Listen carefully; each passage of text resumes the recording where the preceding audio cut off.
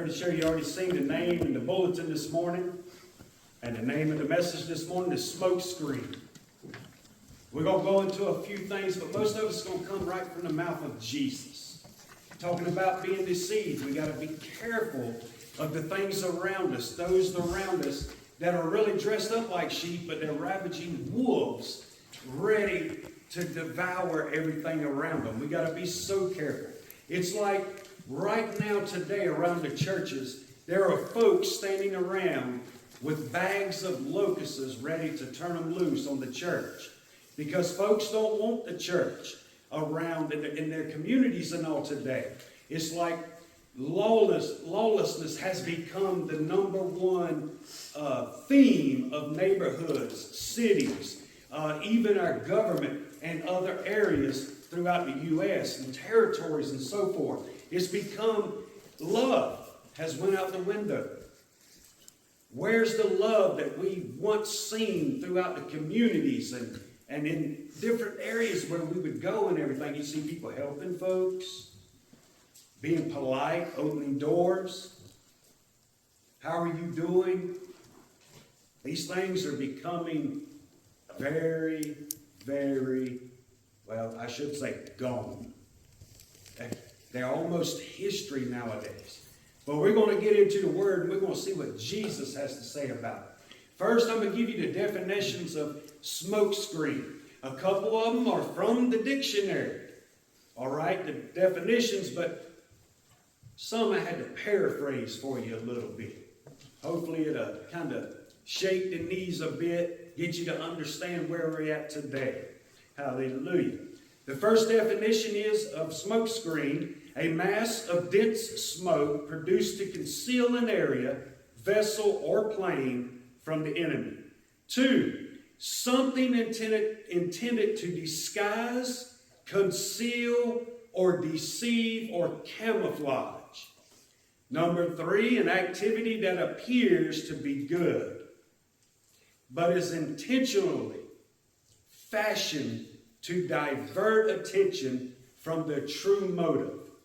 Anybody know what I'm talking about? How many times have you seen it? Which is not good and is often very evil.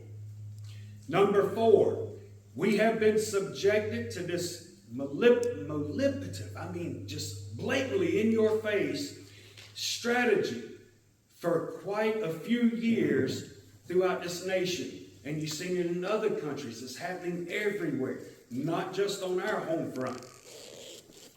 Oh, to do what? They want to shape a godless society. Are you seeing the laws that's trying to be passed? Are you seeing how people are saying, we don't need the Bible, we don't need to pray, we don't need to hear about Jesus. All we need to do is make laws and laws and laws to run and rule the people. We're not cattle folks. We're children of God. Amen. Hallelujah. We have a voice. Hallelujah. It should be used to shout the name of Jesus. Proclaim the gospel. But what they're trying to do as well, the enemy, more so than anybody else, is they want to shape a godless society divorced from biblical morality and revelation, orchestrated by a globalist agenda and run by enlightened elites whose aim is to fully control the human populace. Now, we see that throughout God's Word, from Genesis to Revelation, where kings have tried to rule people. First, they start out good. Then when they start getting all the riches and the glory and the glamour and all of this, they become more controlling. Then they want more control. Then they want more control. And they want to try to pull the people in. But the way they get more control is not doing it all at one time. Because if they do it all at one time, it's going to cause a big rebellion or a revolution within their kingdom. And they can't have that. So it's got to be done slowly. Just like when Jesus died on the cross, there was a big earthquake, and right through the middle of the temple was a crack all the way to the veil. The veil split from top to bottom. You're talking about 70 to 80 feet 4 to 8 inches thick that veil was, and it was ripped completely down from top to bottom, which allowed those that would receive Jesus into the presence of Almighty God, give them the opportunity to enter finally the Holy of Holies where His presence is. And that's only accomplished through the blood of Jesus. But let me tell you, then that broke down the other barrier. Because in the temple there was 2 sides. There was the Jewish side and there was the Gentile side. The Gentiles knew by law that they did not enter the Jewish side. They would either be beat, thrown out the temple, or killed. Now, because of Jesus Christ, that barrier has been broken down. Amen. Now the Jews and the Gentiles, the bagel and the biscuit, can come together as one. They can be one. But let me tell you what the enemy said. The enemy said, I don't like this. Because this is taking power away from me. I'm losing control and I can't have it. Well, that adversary, the enemy, he decided, well, what I'm going to do is I'm going to come back in. I know the veil's broken, the wall's gone. The Jews and the Gentiles, they're coming together no longer as Jew and Gentile, but as the children of God, the elect, the royal priesthood. Amen. I can't have this. So what I'm going to do is I'm going to build that wall back 1 brick at a time, slowly. And if I do it slow enough, they will not notice that this wall's going to be there. Amen. Then, not long after the apostles and all passed away, the disciples that were known in the Bible passed away, and the other churches started leading the way. Then came all these councils, council after council, and they were put in place in different areas, and not a narrow one of them believed the same. The wall was being built to separate the true believers of Jesus from those that just wanted to be there. The wall was being built. Neither one could see it being built. And they were being pushed further and further apart. We're seeing that happen today in the churches. We're seeing families being split in the churches because they don't believe on political issues or political folks. People put your political stuff outside in the garbage can when you come into church. It's not the place for it. If you want to get political, get in God's economy and stand for what He says is right and what He says is wrong. And if you need help with that, I can take you to Proverbs and show you there are 7 things God detests. 1 He calls a total abomination. And let me tell you, it has a lot to do with pride, ego, gossip, backbiting. None of that belongs in the church. Amen. We were asking Sunday school this morning, a great question. About if we had 50 people come in and they parked it and they wanted to become members, and we didn't allow the Holy Spirit, to give us discernment, and we didn't question them on their beliefs, and we just all of a sudden elected, all right, they can all become members. Well, that 50 would outnumber the ones that are members right now, which would give them the ruling head of the church, if we didn't know their beliefs. And if their beliefs were way different than ours, if they were not truly Christians, folks, that would totally throw us a curveball that would throw us into the ground, because it would totally take the foundation of God's Word out of Me Smith's church. Amen. And the one thing, we're going to get into what Jesus has to say about it. God's Word, let me tell you, there's nothing like God's Word. If you want the answers, get to God's Word. If you want power, get to God's Word. If you want to be able to stand when the winds are blowing, trying to blow in strange doctrines, get in the Word of God. Amen. Hallelujah. You will not be knocked down. Glory. But let me tell you what's going to happen here at Neesmith. We're going to stand on the Word of God. If we have a lot of folks come in, they want to become members, we need to find out how they believe. Do they believe that God is the creator of heaven and earth? Do they believe that He is truly Elohim, Eliyahu? Is He the God that exists? Is He the God, the miraculous working, wonder-making God? Is that the God they believe in? Do they believe that Jesus was sent to this earth, born of a virgin. Her name was Mary. He lived for 30 years, being raised as we're raised, going through the same stuff we go through. I'm sure he lost family members. He lost friends. He watched a lot of them be sick. He was probably sick himself. He had to eat food. He had to go through all the stuff we went through. And then all of a sudden, his ministry started.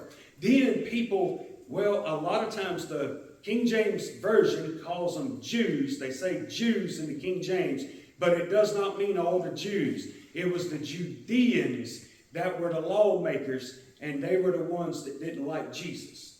So whenever you throw just Jews, you're putting them all in a box, and you're saying all the Jews, and that's one thing that caused a lot of problems, and then caused the Holocaust and everything. So be careful how you do it. You can open up a lot of my Bibles if it's King James, and you can go through there, and it's Judean for where it says the Jews.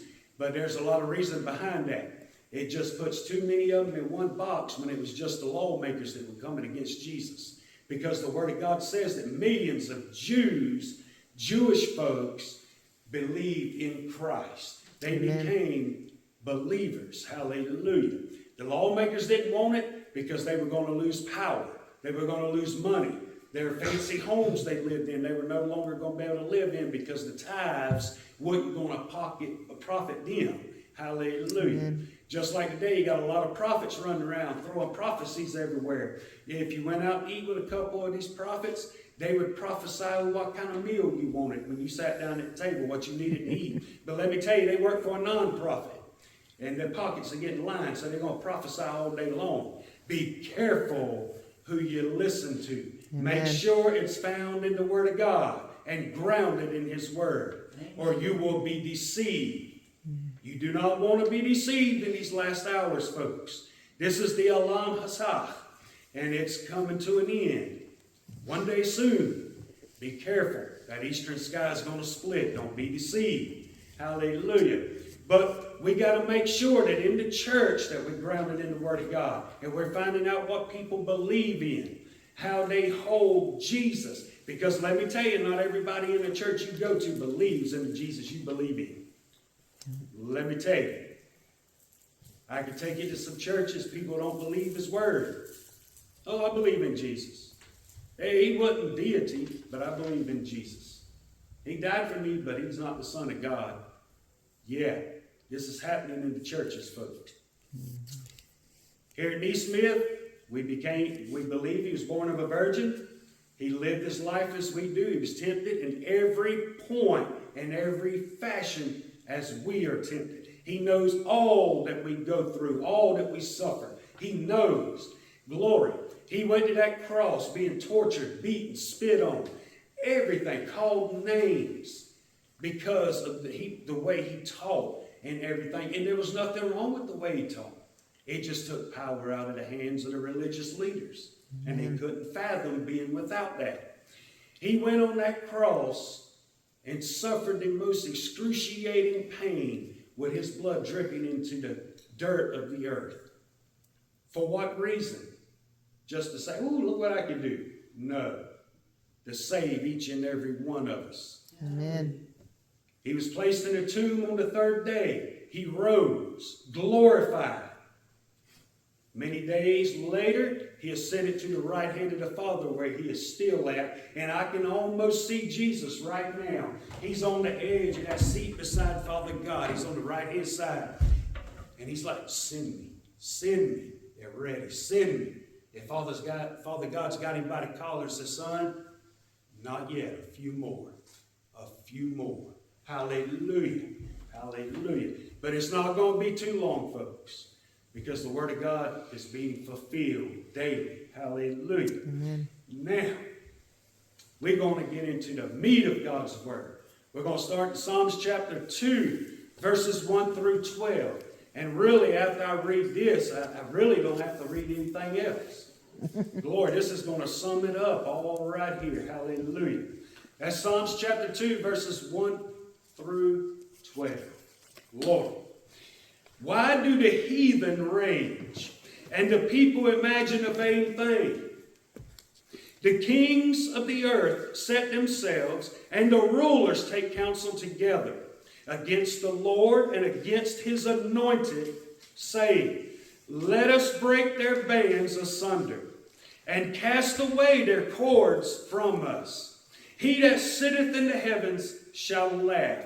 The Lord shall have them in derision. Ooh. Then shall he speak unto them in his wrath, and vex them in his sore displeasure. Yet have I set my king upon the holy hill of Zion. Ooh, anybody know Jesus here today? Amen. Oh, glory. Melech Yeshua, King Jesus. Glory. I will declare the decree. The Lord hath said unto me, Thou art my son. This day have I begotten thee. Ask of me, and I shall give thee the heathen for thine inheritance, and the uttermost parts of the earth for thy possession. Thou shalt break them with a rod of iron. Thou shalt dash them in pieces like a potter's vessel. Be wise now, therefore, O ye kings. Be instructed, ye judges of the earth. Serve the Lord with fear. Let me repeat that one more time. Serve the Lord with fear. This just doesn't mean a fear where you're shaking in your boots and you're scared to death. This is a fear meaning reverence. Believing and understanding that God is the great I am. He is the only God. Glory. He's the one that's made heaven and earth. There is no other. Amen. Ooh, glory, glory. Jesus. Serve the Lord with fear and rejoice with trembling. Now you get to tremble. Because if you think about who the God is, that one true living God, if you think about who he is and what kind of wrath he can place on someone or a nation or a government, that should bring fear. And that should give us much more reverence, being believers and his children, that we will not keep our mouths silent. Amen. We will be going to people saying, do you know who Jesus Christ is? Or do you know who my Jesus is? Glory, hallelujah. Because I promise you, the Jesus I believe is the Jesus in the Bible. Hallelujah. It's no fairy tale. Glory. Verse 12. Kiss the Son, lest he be angry. Now you got to remember, he's a king now. I know many of you watch movies with kings and people walk up and they grab the king's hand and they kiss the ring. They got to kiss that signet. They got to let him know, I honor you, I worship you. Well, Jesus is the one true king. Hallelujah. Kiss the king. Lest he be angry and ye perish from the way, when his wrath is kindled but a little. Blessed are all they that put their trust in the Lord. Amen. Read Matthew chapter 5, the Beatitudes. It sums it all up right there, folks. Glory, hallelujah. Trust in the Lord. If you will, look at Matthew chapter 24, verses 1 through 5. Matthew 24, verses 1 through 5. I told you we're going to see what Jesus has to say about it. Glory. And in most of your Bibles, it's the red letters, so you know it's Jesus. Hallelujah. Matthew 24, 1 through 5. And Jesus went out and departed from the temple, and his disciples came to him for to shew him the buildings of the temple. And Jesus said unto them, See ye not all these things? Verily I say unto you, there shall not be left here one stone upon another that shall not be thrown down. And as he sat upon the Mount of Olives, the disciples came unto him privately, saying, Tell us, when shall these things be? Time for Jesus to teach. Glory, hallelujah. And what shall be the sign of thy coming and of the end of the world, the Olam Hazeh. And Jesus answered and said unto them, take heed that no man deceive you. He starts out in the beginning, let no man deceive you. For many shall come in my name, saying, I am Christ, and shall deceive many.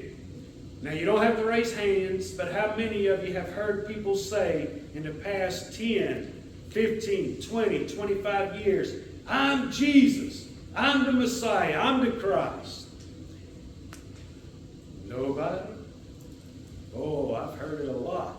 Not around us here in East Smith or Georgetown. It's coming, but it's out there. Let me give you some very good examples. Apollo Kubolo, the founder and leader of the Philippians-based Restorations Church.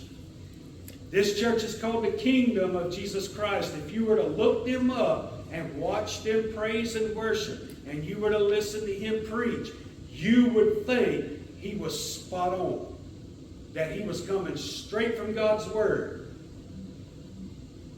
Don't be deceived. This is what he said, the name above every name. Inc. is one of his ministries as well. He's right here in America, folks, and over in the Philippines and everywhere. It's right in your face if you were to look it up. He has made claims that he is the appointed Son of God. More than once. Then there's Alan John Miller, more commonly known as A.J. Miller. He's a former Jehovah's Witness elder and current leader of the Australia-based Divine Truth Movement. Look it up. You would think their beliefs were coming in line with us. This is going to knock your socks off. And if you watch their praise and worship and stuff, they're pretty good. They draw the crowds. Miller claims to be Jesus Christ reincarnated with others in the 20th century to spread messages that he calls the divine truth. He delivers these messages in seminars and various forms of media alone with his current partner, Mary Suzanne Luck, who identifies herself, oh boy, here's this identify thing. Oh my gosh, Jesus help us. Identifies as the returned Mary Magdalene. Yes. They have over 27 million views on all of their platforms.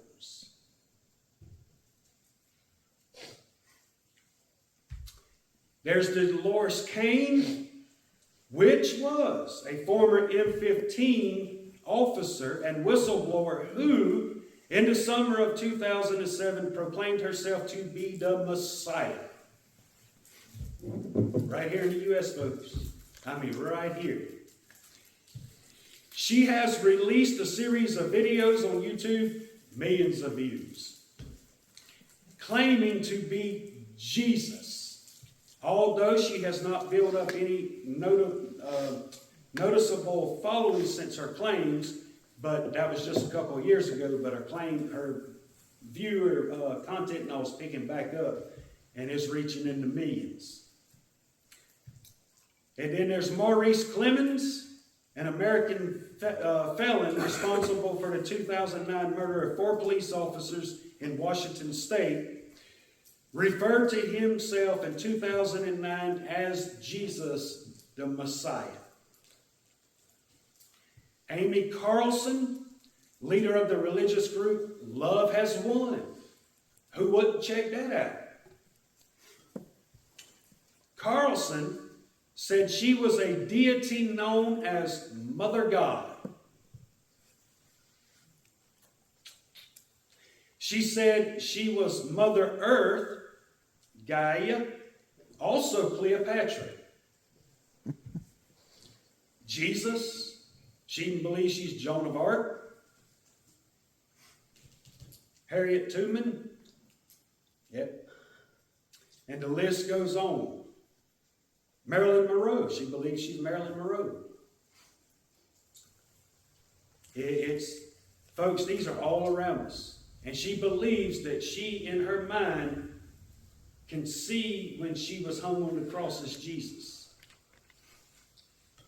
And people are following her. Then you have Todd Kincannon, former head of the South Carolina Republican Party. What?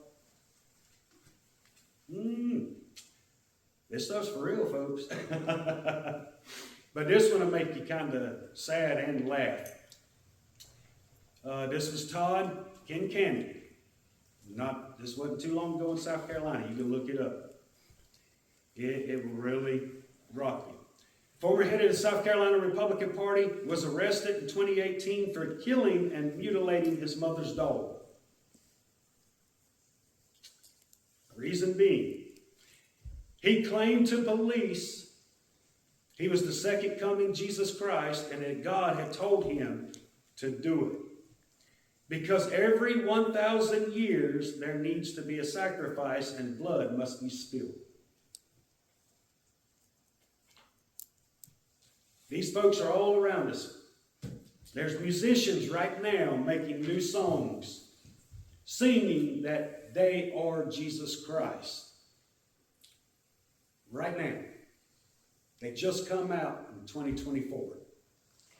I am Jesus Christ, or I am come, I am on the same level as Jesus Christ. It's happening all around us. Now, this wasn't in your notes for the scriptures, but I got to give it to you real quick, but it's in the same chapter, Matthew chapter 24, verses 10 through 14. Matthew 24, 10 through 14. And then shall many be offended. Whoa, are we not seeing that today? And shall betray one another, and shall hate one another. And many false prophets shall rise, and shall deceive many. And because lawlessness shall abound, the love of many shall wax cold. But he that shall endure unto the end, glory. But he that shall endure unto the end, the same shall be saved. Keep your eyes on Jesus, folks. If you walk in and it seems like that gate is not as narrow as it used to be, you might need to get some of that spiritual eye salve and clean your eyes a little bit. Get your eyes back on Jesus. Hallelujah. He'll pull you right back on in. Glory. Verse 14, and this gospel of the kingdom shall be preached in all of the world for a witness unto all nations. And then shall the end come. And we're knowing right now that almost every nation and every people in the world has heard the gospel in one form or the other. There's several tribes in South America that we have not broken their language barrier. But that's coming. Hallelujah. Matthew chapter 24, verses 23 through 27. It's not in there, but it's in the same chapter. Then if any man shall say unto you, Lo, here is Christ, or there, believe it not. For there shall arise false Christs and false prophets. They shall deceive the very elect. We got to be oh so careful. It don't matter how high you hold yourself in your belief of Jesus Christ. You could be deceived. So we got to be so very careful. Behold, I have told you before. Wherefore, if they shall say unto you, Behold, he is in the desert, go not forth. Behold, he is in the secret chambers, believe it not. For as the lightning cometh out of the east and shineth even unto the west, so shall also the coming of the Son of Man be. Hallelujah. The Word of God tells us plainly that that eastern sky is going to split with the sound of that trumpet. And the entire world is going to see Jesus coming. Hallelujah. Look down in verses 44 through 51. Now, if you remember in the first verses, Jesus said, be careful, don't be deceived. Don't be deceived. Therefore, be ye also ready. Now he's telling you, be ready. At the end, he's telling you, be ready. For in such an hour as ye think, not the Son of Man cometh, whom then is a faithful and wise servant? Children of God, we have a work to do. We have been given the Great Commission. We have the body of Christ around us daily. We need to take care of them. We need to be watching out for the widows and the orphans. We need to be doing the works of the Lord. That will make us a wise servant in the eyes of Jesus, whom his Lord hath made ruler over his household, to give them meat in due season. Blessed is that servant whom his Lord, when he cometh, shall find him doing. Verily I say to you, that he shall make him ruler of all of his goods. But, and if that evil servant shall say in his heart, my Lord delayeth his coming. And I know there's been many in the church that's long gone now that have heard the preaching Jesus is coming, and they've already gone on to glory. And they prayed for their grandchildren, their grandchildren, great-grandchildren. Hallelujah. They know what was up. Glory, hallelujah. But they didn't delay it. They stayed busy. My Lord delayeth his coming, and shall begin to smite his fellow servants, and to eat and drink with the drunkard. The Lord of that servant shall come in a day when he looketh not for him, and in an hour that he is not aware of, and shall cut him asunder, and appoint him his portion with the hypocrites. There shall be weeping and gnashing of teeth. Right now in the time we're living in, it's more important for us to be reaching out, spreading the gospel, letting folks know who Jesus is and what's to come. Hallelujah. Amen. It's not all about telling people, well, you come on now, you come on to Neesmith, and you say you believe in Jesus, and everything's going to be all right in your life. That's deceiving. We got to preach the true gospel. We got to let them know who Jesus is, why he lived and died, placed in that tomb, why he rose, and why he sits at the right hand of the Father, and what is to come. Hallelujah. That they will receive true salvation through Christ Jesus. Glory. If you will, turn to Matthew chapter 7. Going back a little ways. Matthew chapter 7, verses 14 through 17.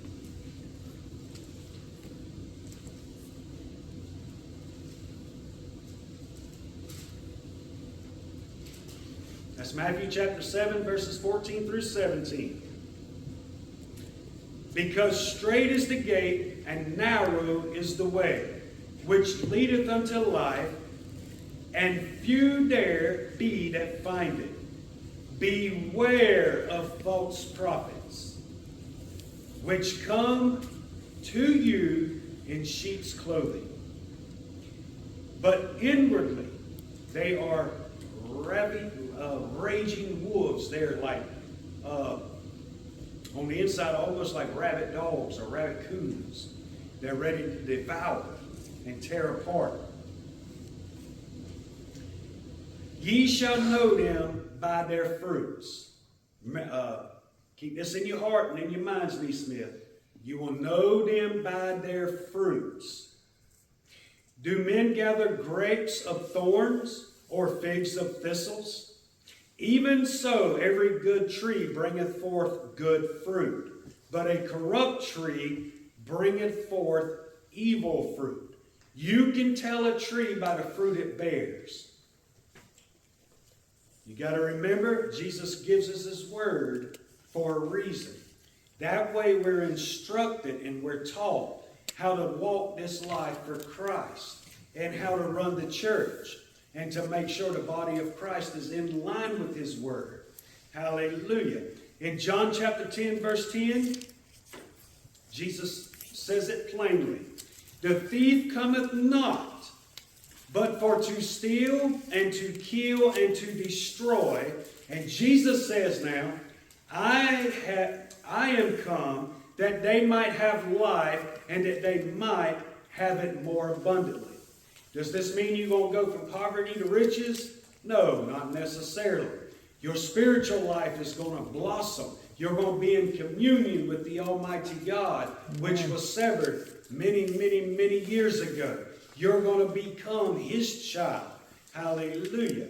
Now, things in your life will get better. You'll probably see your job life get a whole lot better. There'll be less frustration. But a lot of times that's going to kick up a little bit because now you believe in Jesus. So the enemy's going to come against you at your job because he don't want you there. You might influence somebody. Amen. Hallelujah. So you got to stand on the sure foundation and believe that God has your best interests, your desires in the palm of His hand. He knows exactly what you're going through, what you're feeling. Glory, hallelujah. And don't be deceived by this enemy that wants you to back up in the corner, that's constantly telling us you're not worthy. You can't teach. You're not the one that's going to be able to help these folks. Your gifts are not going to make this person's life any better. Folks, that's the enemy trying to slow you down from doing the work of the Lord. He's trying to tear you down so you won't want to do the work of the Lord. Mm-hmm. You will just sit and ponder the thoughts of what if? What if? And nothing gets done. Tell that enemy like Jesus told Peter, Satan, get thee behind me and march forward. Push forward. Glory, hallelujah. We got to spread the gospel and we got to make sure the light gets through the darkness. Amen. In John chapter 14 verse 6 it says, Jesus saith unto him, I am the way, the truth, and the life. No man cometh unto the Father but by me. Let me tell you folks, Kabbalah's not going to get you into heaven. Muhammad's not going to get you into heaven. Hare Krishna is not going to get you into heaven.